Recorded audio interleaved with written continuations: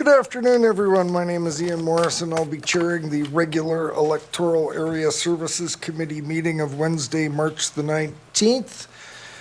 Prior to getting underway, I'd like to recognize that the CVRD is on the unceded territories of the Cowichan, Malahat, Subasat, Halalt, Penelakut, Staminas, Liaxin, Pakwachin, DT Dot, and Pachi Dot nations, whose people have walked gently here for thousands of years. I'd like to note, everyone, that items that are recommended to the board will be going to the next regular board meeting of Wednesday, March the 26th, 2025. I'd like to just note and ask anyone that is in the gallery or around the room that if you have electronic devices that you silent your ringer or put them on mute or turn them off or something like that. I won't institute a fine as my colleague Director McGonigal over there likes to do, but with that, Ms. Boyd, we have, I guess, before us item number 1. Thank you, Chair. Good afternoon, everybody. May I please get a motion to approve the agenda? It's been moved. Is there a seconder? Moved and seconded. I should have asked, was there any items of note that anybody wanted to add to today's agenda? And we've already got a motion without any. So with that, I'll call the question. All in favor? Are there any opposed? None opposed. That motion carries. Before I go to you, Ms. Boyd, I just want to acknowledge we've got Director Wilson from Electoral Area C, Cobble Hill, joining us remotely. We hope you're feeling better soon, Mike. And alternate Director Champ is joining us from Electoral Area B. And with that, we will go to the adoption of the minutes. Ms. Boyd, that resolution, please. Thank you, Chair. That the minutes of the Electoral Area Services Committee meeting of March 5th, 2025 be adopted. Everybody's had a chance to review them. Moved by Director Abbott. Is there a seconder? Seconded by alternate Director Champ. Any discussion on that? Seeing none, all those in favor? Are there any opposed? None opposed, the motion carries. That takes us through to, any business arising of note? No business arising. Ms. Boyd, could you read the item on public input, please? Thank you, Chair. The public input period is to offer the public an opportunity to comment on items before the committee considers the item. The public input period procedure policy allows for an allotment of 15 minutes where the speaker is welcome to comment on any items on the agenda up to a maximum of 3 minutes. This excludes items that are or have been subject to a public hearing. Input from the community is valued and appreciated. We request that input is presented in a friendly and respectful manner. Your cooperation in maintaining a safe, respectful, and orderly environment is greatly appreciated. Thank you, Ms. Boyd. So now's the time for anyone that would like to provide input to the committee on any items of note on the agenda today. I would ask anyone in the gallery to come forward if you'd like to provide us with input. And nobody registered online to provide input today, Ms. Boyd? No, Chair. Thank you. So seeing nobody coming forward, I think that will take us all the way through to our correspondence items. So with that, we have 2 grants and aid.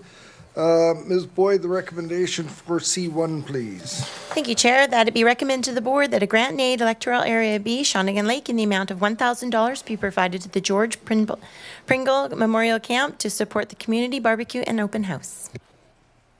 Moved by Ms. Champ, seconded by Director Abbott. Any discussion on this item? Seeing none, all those in favor? Any opposed? None opposed. The motion carries. C2, please, Ms. Boyd. Thank you, Chair. That it be recommended to the board that a grant and aid Electoral Area E, Cowichan Station, Satlam, Glenora, in the amount of $3,000 be provided to the Cowichan Valley Cooperative Marketplace to help strengthen the regional food system by supporting their online farm marketplace and distribution services. Moved by Director Nicholson, seconded by Director Segal. Any discussion on this item? Seeing none, all those in favor? Any opposed? None opposed. The motion carries. I guess that brings us through to reports, and just prior to getting underway with reports, we do have a couple of fairly meaty items here and lots to discuss. I think that we've got Patrick providing us with some initial comments and presentation. I think we could well get through most of this material in a couple of hours, and I think that I'd look to committee and see whether or not there's anybody thinks that more than an hour is required on this first item. Any thoughts? Sound like an hour? Do you think we can keep it into that sort of time frame? Great. So with that, I will go to Ms. Breen. Would you like to introduce R1, Ms. Breen?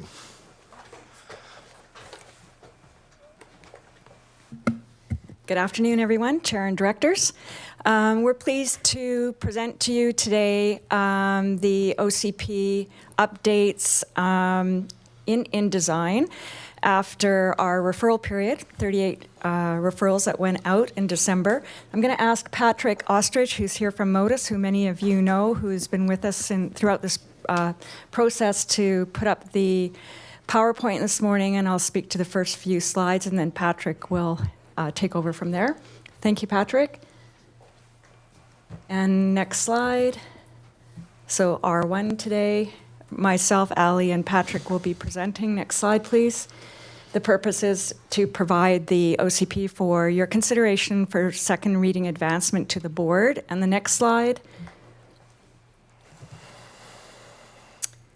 All schedules, 15 schedules, are presented today with the exception of Schedule B, local area plans, which is still in development and has just concluded another APC referral period. Thank you. And the next slide.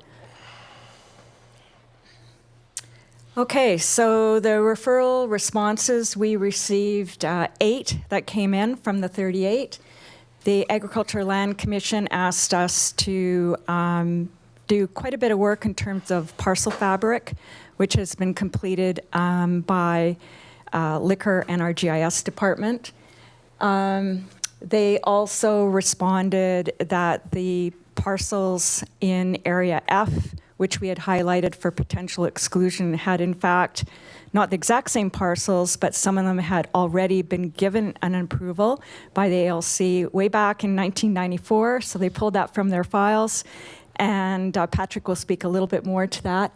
Ministry of Agriculture, just a few policy amendments, just some word tweaks. Ministry of Transportation and Transit said no changes.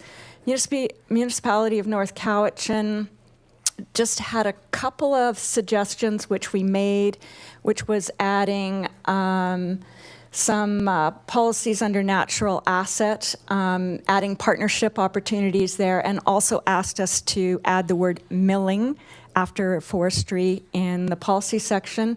Regional District of Nanaimo had no comments on the OCP, but they did ask us to consider making changes to the aquifer DPA and the zoning bylaw. School District 63 and 79 had no comments. Town of Lady Smith had no comments, and Subasset First Nation had no comments, but reserved the right to comment later depending on future developments. So that was the extent of the responses to the 38 referrals. And at this point in time, we're going to ask Patrick if he can now explain the key changes that happened with the schedules. Thank you, Patrick.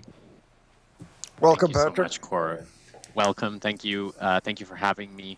It's a pleasure to be back here in front of the ASC to speak to the MOCP and this bylaw, which is now hopefully ready for second reading. So some of the key changes as outlined as a result of the referral process as outlined by Cora Lee. Thanks for providing that summary of changes.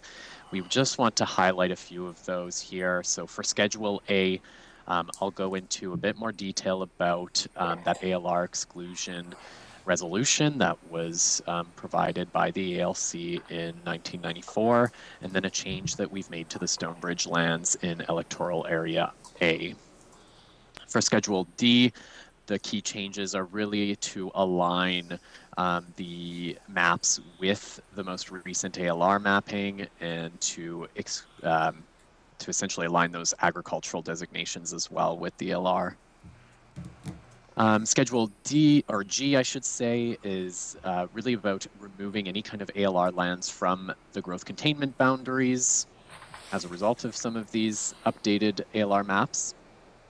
And then Schedule L, again, to align with those changes from the ALR, but also taking a look at a few small edits, one in Area E, some small lot rural properties that were changed to large lot rural near Couch and Station. A River Bottom Road and Couch and Valley Trail changed designations there as well. And then again, the Stonebridge lands, which I'll go into a bit more detail. Allison Garnett will be giving a presentation on a few slides on changes to the DPAs as well. So just as a note, the formatted and designed Schedule A part of the OCP is now uploaded to Plan Your Couch in for review, so folks are able to access the document as graphically laid out here, shown on the slide. So just going into Schedule A, as I mentioned, there's two key changes here. The first is that policy FA20 around the ALR exclusion near Honeymoon Bay. So in conversation with the ALR, or ALC, we discovered that in 1994, there was a resolution pertaining to many of these lands. So on the map to the right there, you can see the green hatch essentially denotes all agricultural land reserve properties. And then with the gray in the background, those are parcels or parcel portions that are within the ALR but are subject to that ALC resolution that was passed in 1994. So what we've done is we've updated FA20, that policy, to refer to this map and to say that there would be support for removing those lands from the ALR as per the resolution that was passed by the ALC in that 1994 resolution. There are certain parts of parcels that are split between the resolution and then parts of the parcel that are not to be excluded. So we've highlighted those here as well with the green. The second big change is around Stonebridge. And so those Stonebridge lands, which you'll see in a map in Schedule L, have been updated to the land use designation of Village Core. And then we've also applied a special study area overlay to these lands to ensure that the requirements for redevelopment of these lands are aligned with the rezoning application that has come through. And so there's a few suggestions or recommendations there around a mix of housing types, a mix of uses, and a maximum amount of dwelling units that are all in accordance with the rezoning application. In terms of Schedule D, as we mentioned, agricultural land maps have been updated to match the most recent ALR maps that were provided by the ALC. For Schedule G, we removed ALR parcels from those growth containment boundaries. This impacted parcels in areas B, C, D, and F, so we'll just do a quick tour of those. The first here is around Electoral Area B near Shawnigan Lake School. It's a portion of a larger parcel. It's in the ALR, so that has been excluded now from the GCB and given an agricultural land use designation. There is in Electoral Area C near Cobble Hill Village, there is a small island of ALR in a triangular kind of parcel along Fisher Road. So that has been removed from the GCB as well and designated agriculture. As well in Electoral Area C, Arbutus Ridge. So there's parts of the parcel that were never taken out of the ALR. So the thick black outline identifies where the parcel has been removed from the GCB and given that agricultural land use designation in line with the ALR.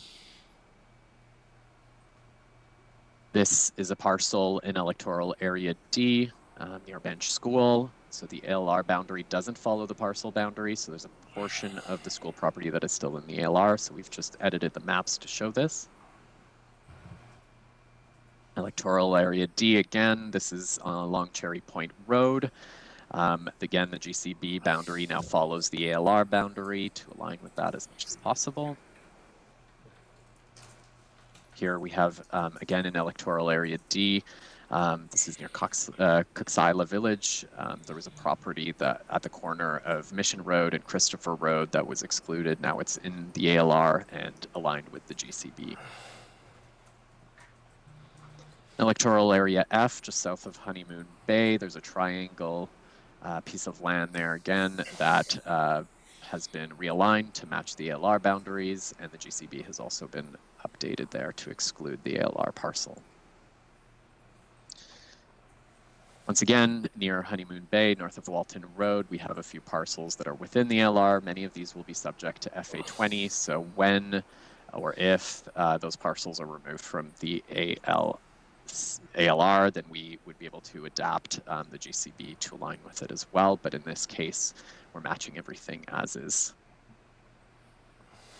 So going into Schedule L and some of the key changes that were made here, as I mentioned earlier, consistency with Schedule D changes, the ALR boundary, and then Stonebridge. So as I mentioned earlier, Stonebridge has now been redesignated to Village Core, which allows for a mix of uses, and we've also overlaid these properties with a special study area that essentially provides greater direction and other recommendations related to the redevelopment of these parcels in line with the rezoning application that has been submitted. So that includes a mix of uses, a mix of housing types, the need to protect riparian areas, natural assets, and other requirements, including a maximum of 1,000 dwelling units on these properties. And now I will pass it on to Allison, who will be providing some commentary on the following slides on development permit areas. Thank you. Welcome, Ms. Garnett. Thank you very much. So yeah, I just have 2 slides to sort of explain the changes to Schedule U, which is the development permit area maps. And these are really cascading effects from the changes that Patrick has already outlined.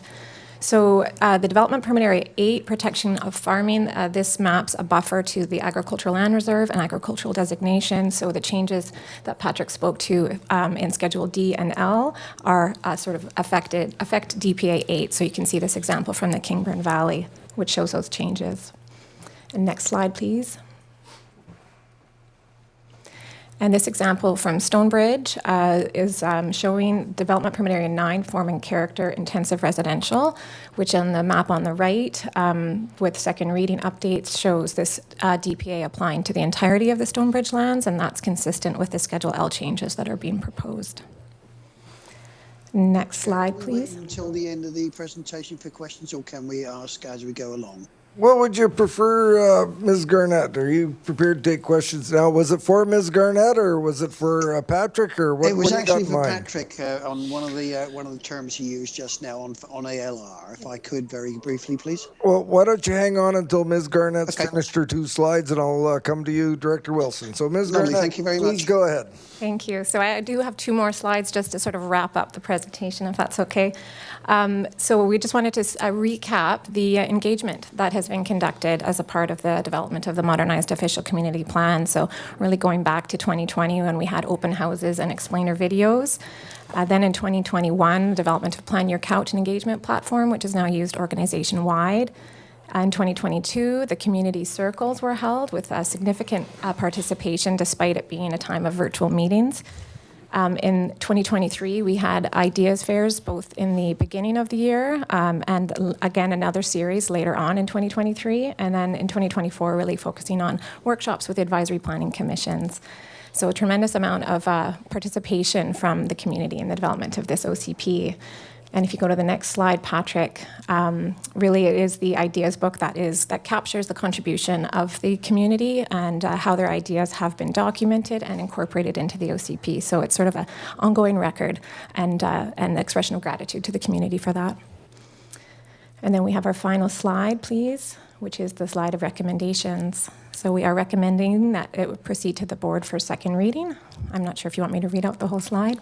You can hold off on that for a Yeah. second. I think what I'll do is I'll look to the committee. I've got Director Wilson up first. Is there questions for, I guess it could be all the staff from directors? So I'll start with you, Director Wilson. Please proceed. And any other directors, go ahead. Thank you, Chair. And Patrick, one of the things that I think I heard you say just now when you were looking at the Area D slide, and there may have been another place as well, and you used the term, when these parcels are removed from the ALR. And it's the word when these are removed from the ALR. I thought that was kind of, any removal of ALR was kind of not possible. Can you expand on that one, please?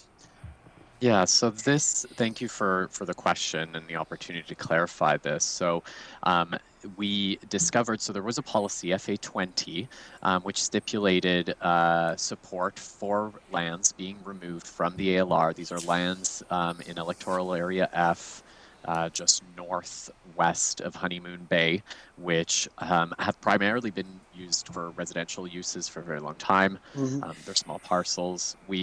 At the last first reading in December at the end of the year, there were questions about these parcels and whether or not we should be providing support for removal from the ALR.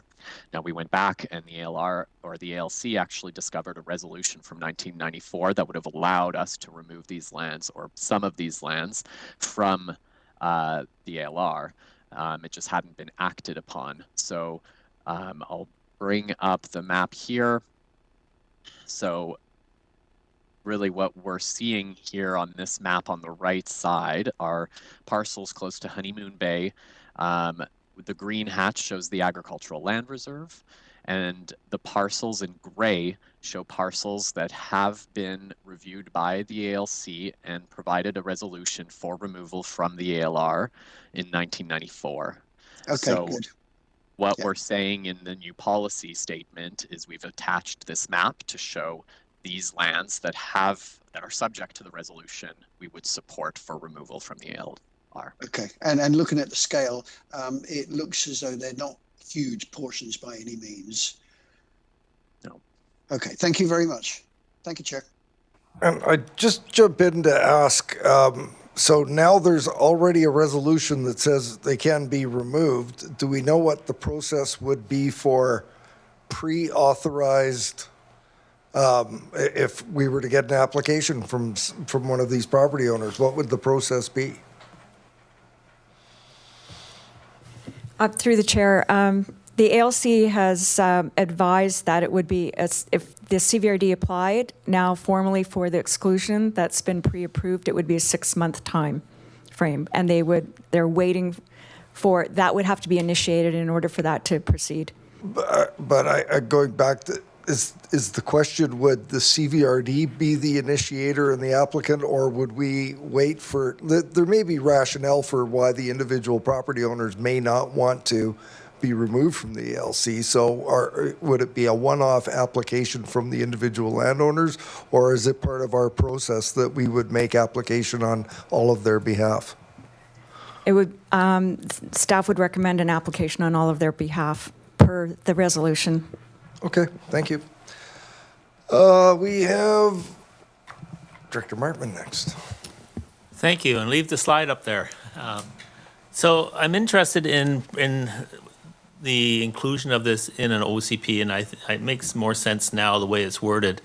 However, it seems to be very limited language, and I'm wondering about your comments about, should this be more enabling? Because if the ALC ever came back and said, hey, we've got a couple other properties that we didn't realize, we've already given the approval for, wouldn't that, align with this and make this more enabling rather than pointing this out specifically? Like you could say, for example, any parcels that the ALC has given approval to, we will support removal. So just curious about your thoughts on that. And I have a second question. So thank you for that comment. I don't personally see a problem with that type of enabling language. I think in this case, we were looking for specificity, so just being very clear and transparent about the lands that we would approve or be supportive of exclusion from the ALR. But if it were to be, I think we would be open to reviewing that policy language and to allowing greater flexibility or more enabling of that type of ALR exclusion. Follow up? Yeah, thank you. And I think this is more to Coralie or Ms. Breen. Was there any other input provided at this stage from other user groups or other groups that have, did you receive any other information besides the referrals? Ms. Breen?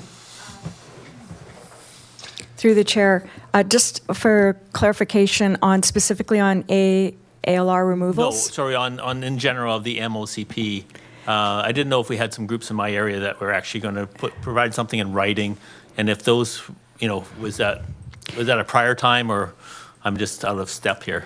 And in terms of this specific referral that went out on December 11th with a concluding period of February 21st, only those 8 organizations that we identified at the very beginning responded. In terms of past responses, all of the APCs provided comments over the last 7 years in terms of the OCP development. Director McClinton, you're live. Thank you, Chair. First, I just want to give a really big acknowledgement to Ali and Coralie for this document, 7 years in the making, and to get it to this point. I thought it was 9, but I was informed it's been 7 years, and it's just an incredible piece of work by you guys and your team. And so I just a lot of gratitude. I've been at lots of the meetings where you guys have been at, and it's not easy the work you guys have endeavored and to get it to this point. I think I have some other comments I'll save for later, but I just want to start, up until just recently, I learned that the InDesign is now live. For me, it was functionally very difficult to read the MOCP both online, and then I got a printed document, but it didn't have the maps. So 2 questions. Is in the new InDesign that's published and live, is all of the information, like the maps and everything, included in that document? No. Because I think there's some key, the maps is really, it's hard to pull them apart, right? Ms. Garnett? Yeah, thank you. Yeah, the OCP is a very large document. So we've made sort of an interactive flipbook out of Schedule A, which is the policy portion of the OCP. The map schedules themselves are all separately linked, and they're all available on Plan Your Cowichan. They were linked in the staff report, and they're all on the main page, so quite easy for the public to access. But you do need to look at the map schedules separately, just due to the volume of maps in the schedule. Some of them are over 100 pages long, so just due to the scale of the region. Follow up? Go ahead. So comment, and maybe this will come in the form of a motion later. Personally, I've spent a lot of time trying to go through it. Functionally, I find that almost unreadable. It is possible, but Director McClinton, hang on for Yeah. just a sec. I think we should probably make sure we clear questions Sure. first, So and then my- we can go to a resolution. Yeah. Something. So, do you have any more questions for just staff? the ideas. My question is about the ideas book, and so that. All of that, and I should know this better, but all of that is online and easily accessible as well, right? Yeah. That's correct. Yeah. Through the chair, it is again posted on Plan Your Cowichan. And I would add that we're happy to print copies of the OCP and map schedules to facilitate reading. Wonderful. And I'll go to you in a sec, Director. Did you press your button? No, you're not? Okay. Along the lines of, and I'll put this in the form of a question because, and my prescription's fairly new, but I gotta say that it almost appeared when I was trying to view it online. I just had an intermediate sized screen, and for some reason the print was almost coming out as grayscale as opposed to fairly much more readable, solid black print. I don't know if that can be addressed in any way. It was challenging to read. So I would ask if something could be done about that. Now, I do have a great big monitor at home that might be a little bit better, but I think for average person on a normal screen on a laptop, it is quite difficult to read. So if staff could look into that, that would be appreciated. So looking around to directors, I see someone with the finger on the button. So Director Abbott,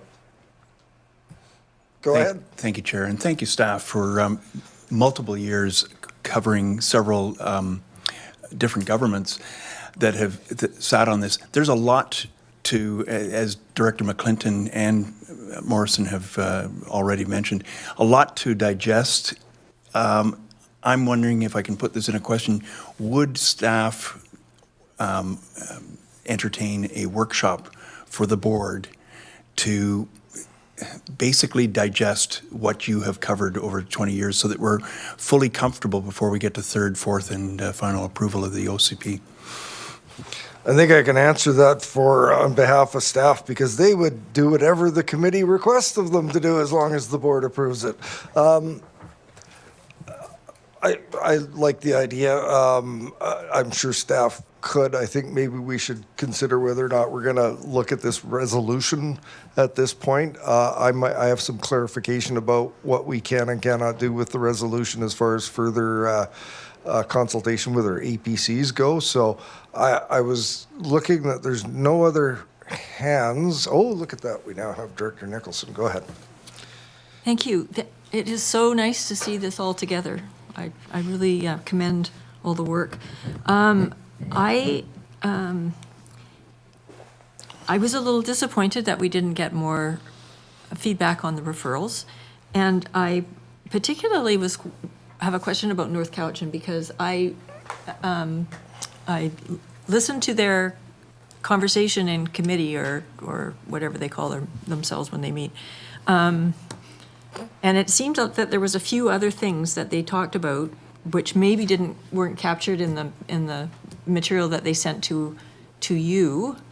But one was, they thought that there should be reference to a policy reference to the need for a regional growth strategy, which I happen to agree with. So I wondered if that was there or not. I've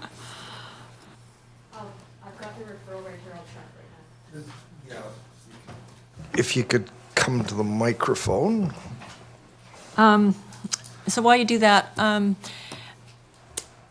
it's kind of, I'm kind of trying to figure out what the process is now. So if it goes to second reading, then is there an opportunity for people who look at this on the website to provide comments, or can we talk to the APCs or not, or how does this work now on a process point of view? I think I've got exactly the same question. I'd like to hear staff as far as options go, because I know that there's people in my community that too appreciate the entirety of the package being in one place and would like to go over the entirety of the package the way it's been presented here. So with that, Ms. Breen, you had a couple of questions, I think, for you. Through the chair, yes. I do have the referral from North Cowichan here. They did talk about the significance of a regional growth strategy, but they didn't ask specifically that it be mentioned in the OCP. So they were just supporting, they specifically said the growth rate projections are significant for a regional district and demonstrate the need for a regional growth strategy to coordinate and focus on urban areas. Regional growth strategy will provide an ideal forum to review this issue, was their comment. And the second part of the question, and correct me if I'm wrong, Director Nicholson, is what are the options for not only online comment and participation in what we have to date here, but also what is the process if we wanted our APCs to have another look, and perhaps other referrals? And I see Patrick has his hand up. So before I go to you, Ms. Breen. Patrick, did you have something you wanted to comment on? Yeah, I was just going to note that there is an objective in Distinct and Complete Communities, that policy chapter that speaks directly to working with regional partners and First Nations to prepare and implement a regional growth strategy, including providing strategic and transportation linkages and meeting the needs of regional communities. So I believe there was commentary in the referrals about strengthening that objective, and we've done so. I don't know if that came directly from North Cowichan, however. Director Nicholson. Hang on. Oh, gee, hang on. What page ahead. was, what page was that, Patrick? Do you know what page it was? So I'm looking at the Word document, and I believe it's page 63. In the InDesign, I'd have to take a look and find out. Okay, close enough. Thank you. Ms. Breen, in regards to options. So through the chair, to answer the two-part of the question of, so in terms of input from the public on an ongoing basis, it's open on the OCP website. It's been open for years. So we don't get much these days, but usually we do get more inquiries after we've had public meetings. That's generally what happens as a trend, but it's open today. Going forward, the options are advance the OCP to second reading to the board, go straight to public hearing. That's option. Another option is advance it to second reading, refer to the APCs for potentially a 30-day period of time, and perhaps we could also do a workshop with the EASC and go through the entire document. It is, which is our pleasure to do. And the third option would be to not advance it to second reading and go straight to an APC referral. Just, I'll go to Director Segal.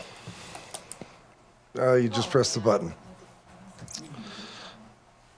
Thank you.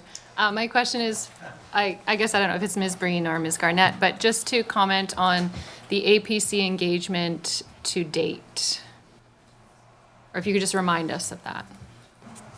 Because I remember pretty fancy workshops with dinners and lovely, yeah, if you could remind us. Ms. Garnett, Ms. Breen, I don't know if Ms. Breen heard the whole question. Could you repeat your question?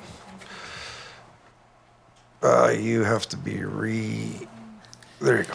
If you could just remind us of the APC engagement to date.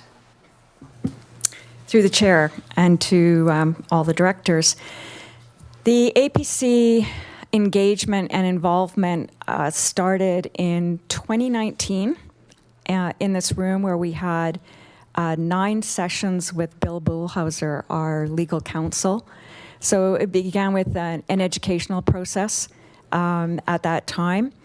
It was then followed with meetings with each of the APCs, several meetings in fact, where we went through a cross-examination between the original, or the OCPs of 2 generations ago and the proposed harmonized OCP.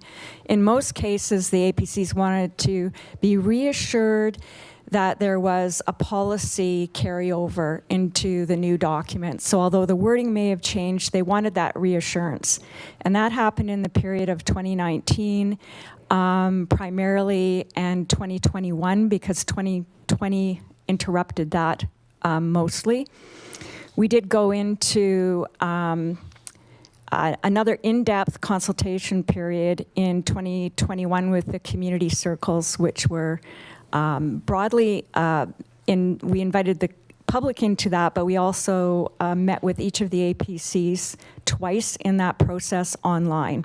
And that, again, that was just as we were coming out of COVID. And then, in addition to individual APC meetings, we had workshops that started in 2022 and 2023. And most recently, we concluded a series of the LAP, but of course, that's one of the schedules of the OCP. So the APCs have been quite involved in the process since approximately 2019. Director Martman. Don't press the button. You press the button. No, I pass. Director McClinton. I think I'd like to make a motion if that's all right. We got hands going up left, right, and center here. Go ahead, Ms. Breen. Thank you. Excuse my preempting. Just as in addition, just to add on to the options 1, 2, and 3, which I outlined just a few minutes ago, just a note to the directors that should the directors advance to APC referrals and a workshop, that there will be additional time added in terms of the adoption of the OCP. There would likely be changes in terms of content, and there will also be another referral legally required to the ALC. It's the only legal requirement, referral required on the OCP, but any changes will mean that we will have to re-refer it. And then there'll be also other design costs, because we did wait until the very end to put this document into InDesign because of the cost of doing that. But just to put it all on the table, that there will be some time costs and there will be some resource costs associated with that. Thank you. Thank you. Director McClinton. Yeah. I'd like to move that we refer this to all the APCs for comment, and that, and in addition to that, that all the directors receive a hard copy with all of the schedules, the maps, so that it can be read. And if I get a seconder, I'll speak to it. It's been seconded.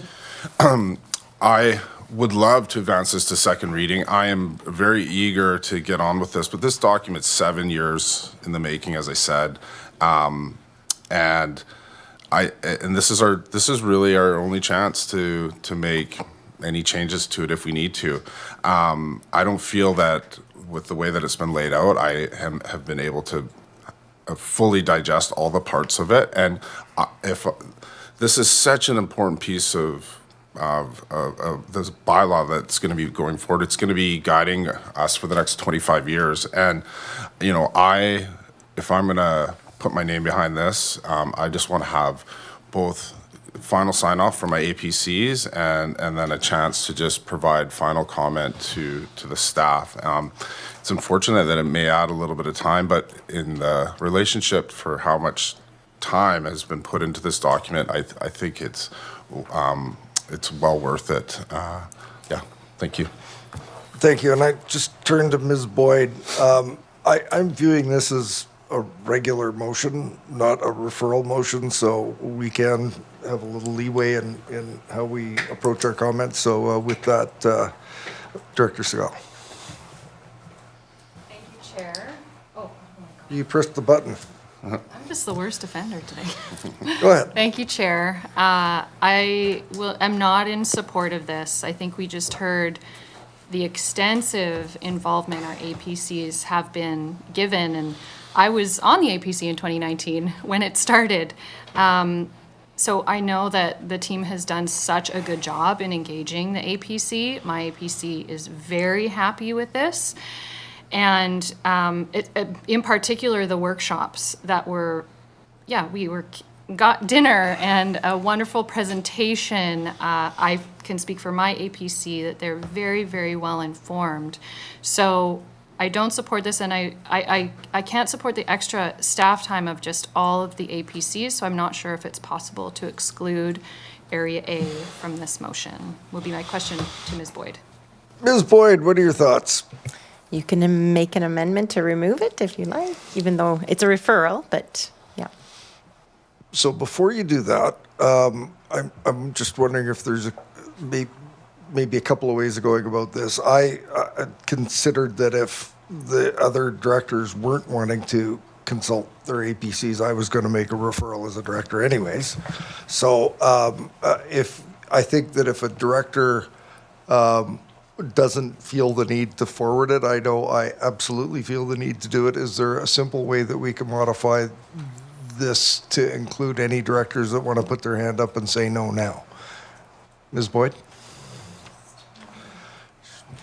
I was just quickly drafting. Making you multitask, I'm Yes. sorry. Think one moment. Hang on.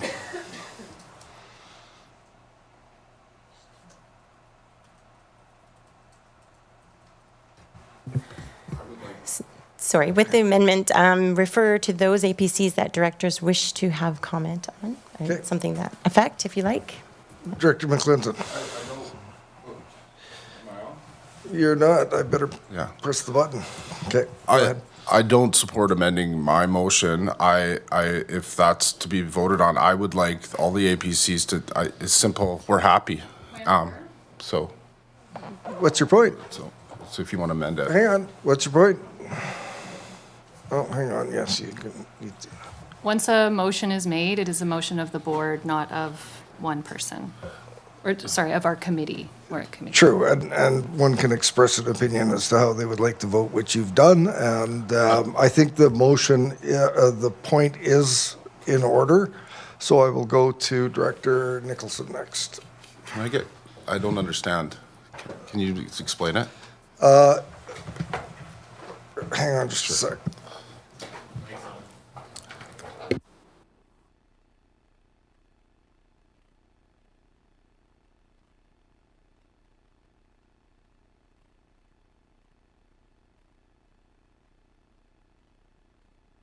So clarification is that anybody can amend, bring forward an amendment motion at any time, which is the director has considered that. Now, we didn't get an amending motion, but she'd indicated that she may like to. So I haven't accepted an amendment motion yet, and I will go, we will consider that before we consider a vote on the motion. I'll go to Director Nicholson next. Thank you. I'd like some clarification on your comment that if it goes to APCs and then there would be potentially changes and then costs associated with design and then it would have to go back to the ALC and so forth. So I'm in the process of going through it myself, and I'm only at page, I don't know, 74 or something, making notes. So I'm assuming that you can incorporate like minor edits or if things need to be clarified, or is that correct? But it's the major changes that would trigger that it would have to go back to ALC? Ms. Breen? Through the chair, technically, any changes would trigger that. But if it's a few prepositions here and there, it's one thing. But technically, yes, it does require referral back. That said, we've just completed quite a rigorous process with the ALC staff on the OCP, so we wouldn't anticipate that would be a long turnaround because we would just be sending them a document with the changes. We'd be very clear, so hopefully it would be pretty straightforward. So I'm assuming when you go to public hearing, you legitimately want to hear people's comments on things, and you may expect that there would be changes at that point if there's a valid, right? And that would trigger. So you would hold off on that probably till after the public hearing? Ms. Breen? Through the chair, the Local Government Act, Section 477, is really clear on the procedures and in what sequence, so we would refer it back before we went to public hearing.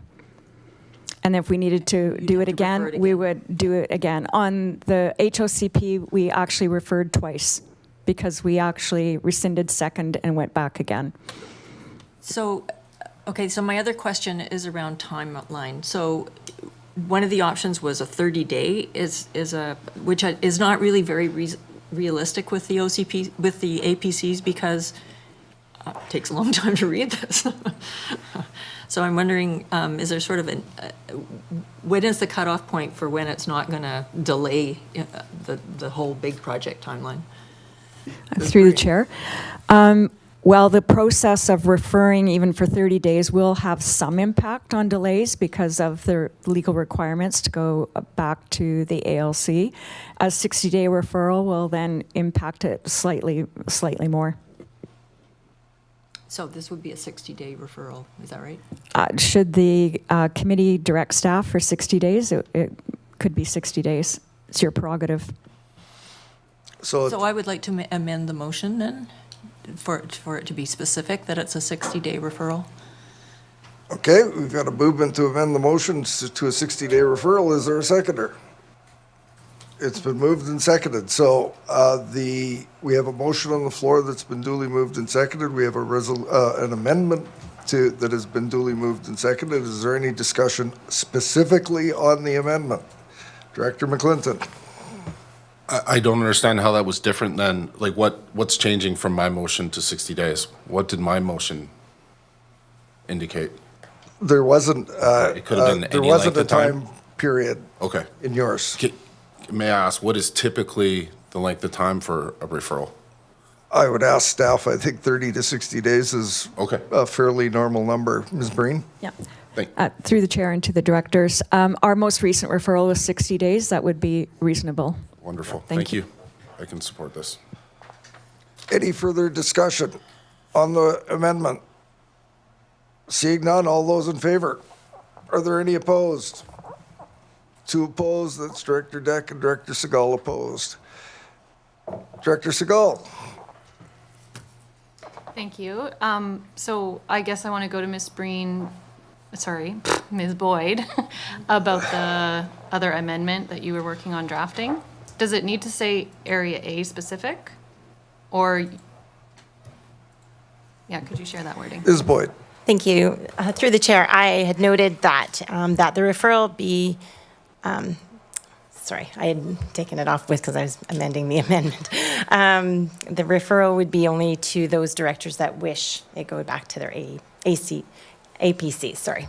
So this is the main motion. So the Or do main, I need to make that amendment? the main motion currently is that it be referred to all the APCs. And just to make it clean, I would just ask if we were to have an amendment motion of any of those that would be interested in not having it referred to their APC. Just to show a hand. You just want to show it? Yeah. Anyone else? So we've got three that we've got areas. Four. Okay, we've got A, C. D, A, C, D, and I. So, So do- okay, I was going to entertain a motion that that it not be, except for, the amendment would be except for electoral areas A, C, D, and I. Director Abbott? I misunderstood the direction. I thought we could opt out, Yes? but I would like to speak with my APC, which I meet with tomorrow evening, and ask them, do they wish to entertain? It's big, this resolution will go to the board, so you got time. Okay. So then we have A, C, I, and. Yeah. Director Bartman? Thank you. I'm trying to weigh out making good decisions. I'm feeling that this is a bit of a on the fly, and I'm not asking not to delay, not making a decision today, but I am trying to weigh this out because while I hear how this impacts this project specifically, I'm not sure about the ripple effects. And I don't, usually would have a whole idea about how this all plays into it.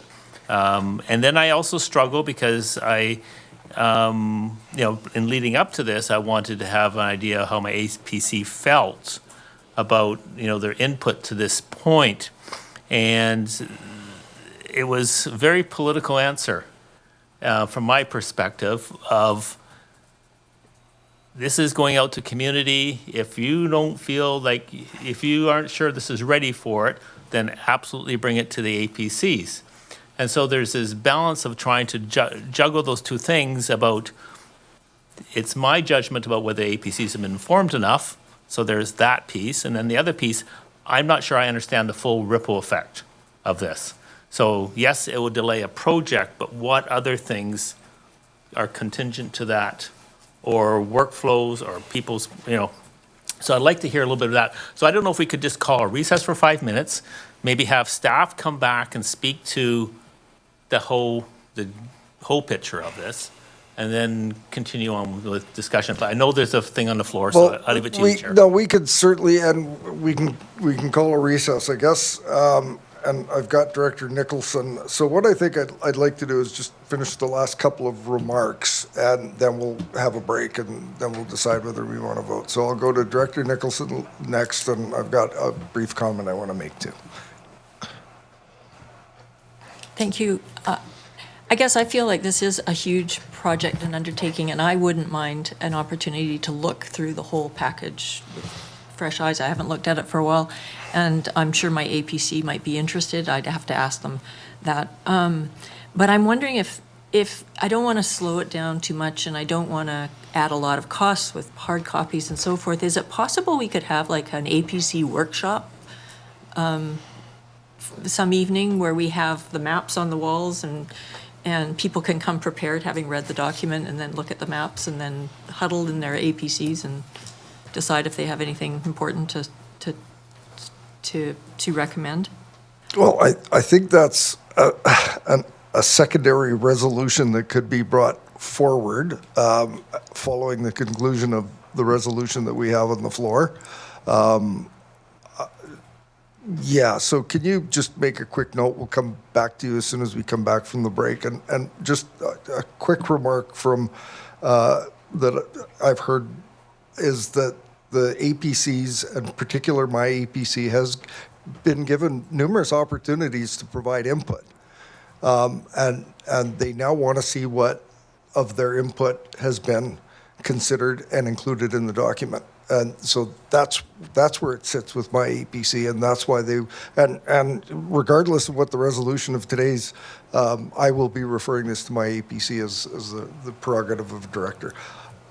We've got two more. Do we want the break now, or do you want to hear two more remarks? Break. No, because we've got a resolution on the floor. We want to hear about knock-on effects and that sort of thing. So can you hold, Director McClinton? Okay, everybody back at 2:35.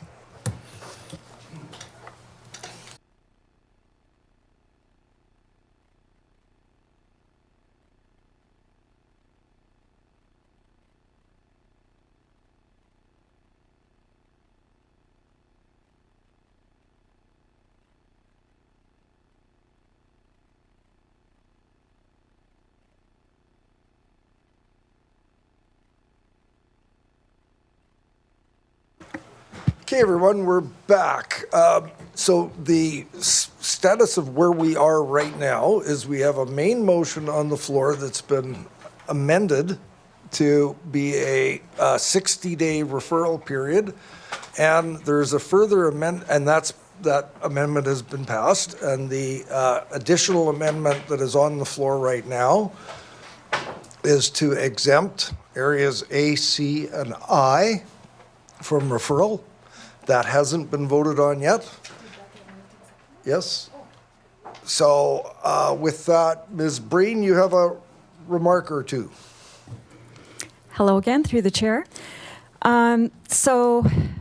Staff have convened, and we are estimating that with the 60-day referral to some or all APCs, in addition to the adding on of the ALC re-referral, potentially a workshop. We're looking at 5 to 6 month delay. Also considering there will be some impacts onto the zoning bylaw, and there will be some delays to the regional growth strategy. On a financial basis, there will be costs to printing the bylaw and all the map schedules. We're happy to do that, but it will impact budgets. And in terms of the specific budget, I believe the community budget is now almost at zero or close to.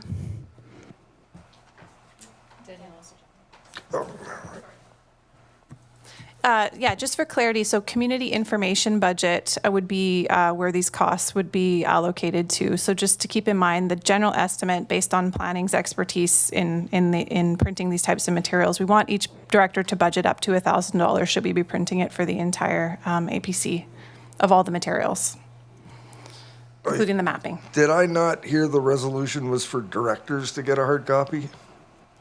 I don't think it was for full APC printing Okay, costs, so, okay, for clarity then, less than that, yeah. Yes. Less than that, but it will be expensive, and we would be asking to have that supported through the director's budgets. Thank you. Okay. Any further comment, discussion on the amendment to exempt A, C, and I? On the amendment to exempt A, C, and I, Director McClinton. Oh, I did it. Go ahead. Red means go. Thank you, Chair. I would find it extremely valuable to hear all good from those APCs. This is probably, in my mind, the most important piece of legislation that we're going to pass in a 40-year period. And I would just like to hear it. Now, if that's the way the vote goes, then I can do without. I had another point, but I'll leave it there. Seeing no other hands, the amendment is to exempt A, C, and I. I'm going to call the question. All those in favor? Any opposed? The motion carries. On the main motion, and just to keep in mind, there may be a desire for there to be a workshop, a joint workshop between, or with, including the, I'm just sort of forecasting here, foreshadowing. There may be a desire for a workshop between, or with the APCs and directors, cut down on work, get everybody in the same room. But having said that, I will now go to the question. Main motion, as amended. Could you please read it out? Thank you, Chair. I have it as refer to all APCs except for electoral areas A, C, and I. APCs. So there are many acronyms. For comment and receive feedback within 60 days, and that all directors receive a hard copy with schedules, maps, and maps. I heard et cetera. I'm assuming that's like appendices, Yep. so that it can be read. Ready for the question? Oh, you're on. Go ahead. I just wanted clarity. You just mentioned a workshop. Is that in addition to this? It would be a subsequent resolution. Okay, so this is for individual meetings, and there may be something coming Yes. forward on it. Okay, thank you. Director Deck. Thank you. Did I hear that, I think we just discussed how much would be for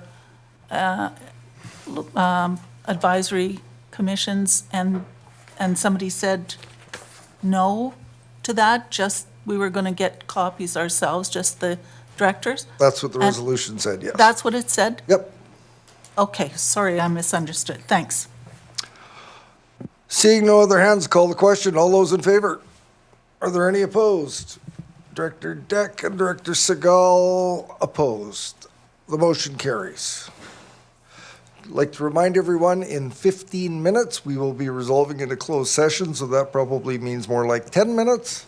And I turn to the agenda. The next item is R2. Ms. Boyd, we have Mr. Buchan. Oh, hang on, sorry, Director Nicholson, go ahead.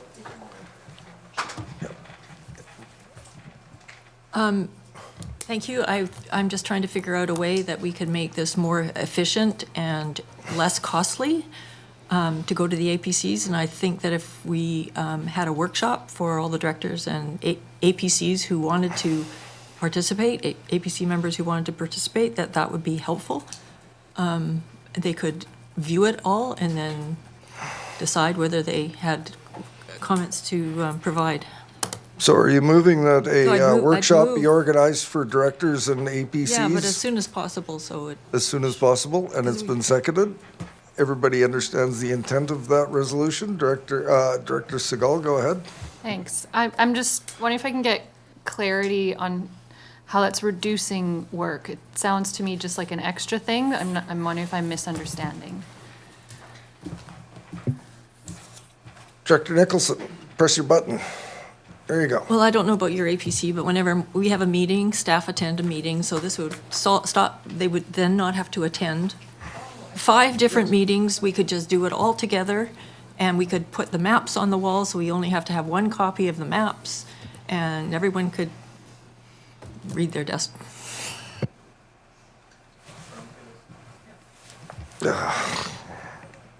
Doesn't like my. Right, so it's one staff presentation, and then APCs have their own meetings as a follow-up with their comments. Sure.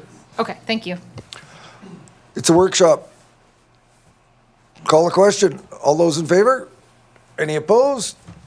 Motion carries. Mr. Buchan, you've got about 9 minutes to get your stuff in here, so fire away. Thank you. The first report, R2, is a staff report that introduces a proposal to discharge a Parks and Trails covenant that the division has indicated is redundant. Parks and Trails is here to comment on it. That wraps up my presentation for R2. Wow, you're good. This is electoral area I, is it not? Or is it? Yes. Director Deck, do you want to move this recommendation? Is there a seconder? Could I have the resolution read, please? Thank you, Chair. That it be recommended to the board that a covenant FB 109779 and FB 306746 be discharged from title of the remainder parcel Lot 1, Blocks 117 and 180, Couch and Lake District Plan VIP 82490, except parts in plans VIP 84239, VIP 87272, and EPP 141197, PID 026953374. Easy for you to say. So the information, I think there was sufficient information contained in the report. Are there any questions that directors have for staff? Seeing none, I'll call the question. All those in favor? Are there any opposed? None opposed, the motion carries. Takes us to R3. Well, we'll just have to crack on, see how far we get. Mr. Buchan, go ahead. Thank you. We do have a slideshow for this one. And if we could advance to the next slide, please. This staff report introduces an ALR application to permit fill within a 3,000 square meter area on the property located at 4697 Hillbank Road. Fill was deposited without the prerequisite ALC approvals, and CRVRE approvals are required for this to advance the ALC for a decision. Next slide, please. Property is located and is accessed via easement via Hillbank Road. It's approximately 9.96 hectares in size. And next slide, please. When staff first began the discussion with the owner, the parcel did not have farm status. Farm status has since been achieved, and the owner has provided a farm plan showing the areas presently in production, as well as plans to expand the existing Christmas tree farm. The matter that is subject to this application is the fill that is being deposited in and around the barn, and that's something that will be blown up in a future picture. Next slide, please. So the CVRD is not being asked to make a determination about whether or not the fill placement is necessary for the current or future farm use. That's a determination by the ALC. We're being asked to advance this application or not to the ALC for a decision. Staff note that the property is zoned for agriculture, farm uses are permitted, and the official community plan has policies to support and encourage local agricultural production. Next slide, please. So as noted, the fill was deposited without the CVRD and ALR approvals. There's some history of non-compliance with the property with respect to the farm building. However, those issues have been rectified by working with staff to resolve the building matters. Right now, the outstanding item is the soil and fill, which is highlighted in orange on the map there. If this is forwarded to the ALC will review the proposal against their policies, which includes determining whether or not the fill is necessary for farm use and whether or not the structure is required for the farm use. Next slide, please. The staff recommendation is that this be forwarded to the ALC without comments so that they can make a decision regarding the fill and farm building. Thank you. Thank you, Mr. Bucket. Questions for, just so that we're clear, it'll be questions for staff. I don't know if we have the applicant in the room, whether or not they would like to add anything after questions to staff. Then we'll contemplate the resolution. So I turn to committee. Director Wilson, go ahead. Thank you, Chair. Mr. Buchan, would you mind going back to the previous slide, please, for your recommendation, the penultimate slide?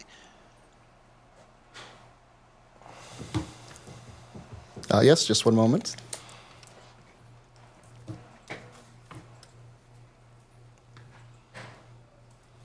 There it is. Oh, there we go. Okay, that previous one to that one, please.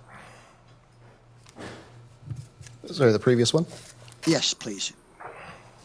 Okay, where it says context, that first paragraph there says 592 square meter farm structure, blah, blah, blah, has occurred without the prerequisite CBRD and ALR approvals. If this goes to the ALR and they approve it and they say, okay, this is fine, what would then be our situation as far as the building is concerned if it was built without the approvals that were required? It's a kind of a which comes first, chicken and the egg here thing, maybe. Thank you. Through the chair, this would be exempt from building permits under our current building regulation bylaw, as the land has farm status. Okay, good. Thank you. Any further questions for staff? I would ask if, is everyone down? Are there going to be any questions for the applicant? Does the applicant have anything they'd like to add? No, no questions for the applicant? Would the director for Area D like to make a recommendation? Jeez. Doesn't recognize my fingerprint. Director Abbott. I would entertain staff's recommendation, option 1. You're moving it. It's been seconded. Any discussion? Seeing none, all those in favor? Are there any opposed? None opposed. The motion carries. Do we dare? We dare? R4. Ms. DeBetta, please. How fast can I talk? Okay, this application was first presented to you in April 2023 and has been revised since then to suit the site better and be consistent with the proposed bylaw number 4373, the MOCP. The application is now proposing to rezone to the R3 Village Residential Zone to permit 19 lots and include duplexes as site-specific permitted uses. I am out of breath. Okay, that is a conceptual site plan, but that may be subject to change, but that's what we've received. This is the most up-to-date site plan. The development is proposed to be serviced by the Cobble Hill Improvement District water system and the CVRD Cobble Hill Village sewer system. The applicant has previously agreed to voluntary community amenity contributions that were forwarded to the Area C Parks Advisory Commission, but since the application has been reduced, the proposed density has been reduced, staff are working with the applicant to determine a more proportionate amenity contribution. So this would need to go back to at least to the Parks Advisory Commission for review and comment, and staff are recommending option 1, which is the last slide, and with a select list of referral agencies. And the agent and applicant are online. Thank you. Can you drop the resolution? I see Director Wilson's hand up. I will go to Director Wilson first for questions for staff, unless you have some other brilliant plan. Director Wilson. Yeah, thank you very much. I would like to move option 2, actually, but whether this, without any questions going forward, and if I can get a second there for this, then I'm quite prepared to speak on why I'm prepared to go down that route. We have a seconder, and having done that, before we go to your comments, I would just ask if there's any clarification or questions required from committee members of staff at this point. Seeing none, Director Wilson, do you have a couple of comments here? We sort of short-circuited the applicant's comments here, and I could go to the applicant, but they may like what you have to say. So, Director Wilson, go ahead. I'm quite happy if the applicants want to speak first before I make my comments, Mr. Chair. Fair enough. I'll go to the applicants. Applicants, who do we have for applicants here today? We have, I think I see Cam Williams there. Yeah, it's Cam Williams here with Cowshan Engineering. I'm not sure if Chris, the owner, is on. Yeah, I'm on also. Okay. Yeah, Chair and directors, thanks for your time. We've been working on this this application for a few years now. We had originally gone with a larger lot layout, which the APC liked. They actually made some of the lots a little bit bigger than some of the sizes we had before. We've gone from about 38 lots to 19 lots, so they're nice size lots, allowing for carriage home suites and duplex, which will help with some housing types. Cobble Hill Water has been on board from day one, and the local APC, like I said, is in favor of things moving forward. So right now, we're hoping that we can just move forward. The referrals before were done with a larger development, and now we're a smaller development. And due to storm and highways, and talking with Lisa and Vanessa in engineering, also working with Jamie, she recommended that we move forward with a 19-lot subdivision, which also follows the current and new OCP that you guys are working on now. So it does fall in line with that OCP and this property being brought into that, allowing for the use that we're asking for now. Thank you. Thank you, Mr. Williams. Anything additional to add? And we're under a little bit of time pressure here. I think we've got option 2 is the recommended resolution here, which I think you may be pleased with. Anything additional? Seeing none. Any further discussion? Director Wilson, go ahead with your comments. And as I said, we have a lawyer coming in 3 minutes. Absolutely, yeah. I'm happy to go along with option 2. I've spoken with CHID. I've spoken and looked at reports and everything else, and I would hope that the rest of the directors will go along with me on this one. We need to move this stuff ahead before prices rise and before we get even deeper into a housing crisis.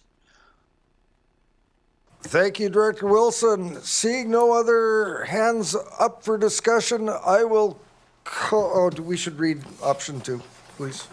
Do you want me to read it? Option 2, that it be recommended to the board, 1, that official community plan and zoning amendment bylaws for application RZ 21C02 Hutchison Road, won't read the PID, be prepared and forwarded to the board for consideration of first and second reading. 2, that the public hearing be scheduled for application number RZ 21C02. 3, that prior to a public hearing, the following be submitted: a stormwater management plan designed by a professional engineer, providing an analysis of the pre-development, post-development natural hydrological conditions, including peak flows and recommendations on low-impact development features and design of on-site drainage works, and including an erosion and sediment control plan. B, an environmental assessment report by a qualified environmental professional that provides an assessment and determination of appropriate buffer width for an existing wetland and assessment of existing habitat trees to be retained. C, a proposed subdivision plan by a BC land surveyor. D, a draft section 219 covenant to secure the following conditions. That's 1, installation and maintenance of an on-site drainage infrastructure in accordance with an approved stormwater management plan designed by a professional engineer. 2, establish a no development buffer area around the existing wetland as outlined in a report by a qualified environmental professional. 3, establish a vegetation buffer to be retained along Hutchinson Road. And 4, that prior to consideration of adoption of the proposed amendment bylaws, a Section 219 covenant be registered in favor of the CVRD to secure community amenity contributions. That resolution has been moved and seconded. Any further discussion? Seeing none, all those in favor? Any opposed? None opposed, the motion carries. Gives us about 30 seconds to resolve into closed. Director Wilson, you have the closed WebEx invite. So we will now take a motion to, Ms. Boyd, what's our motion to resolve into closed session? It's there somewhere. Thank you, Chair. That a motion to the meeting be closed, excuse me, and to the public in accordance with the Community Charter, Part 4, Division 3, Section 90, subsections as noted in accordance with each agenda item, CSM 1, closed session Electoral Area Service Committee minutes of March 5th, 2025. CSSR 1, Law Enforcement, subsection 1F, Litigation, subsection G, and the receipt of device that is subject to solicitor-client privilege, including communications necessary for that purpose, subsection 1I. And CSSR 2, Law Enforcement, subsection 1F. I think we had them, all the 90s We got covered it there. moved and seconded. Cam, thanks for showing up today, and we're about to close out on you. And your resolution will go to the board on Wednesday, March 26, 2025. Call the question. All those in favor? Any opposed? None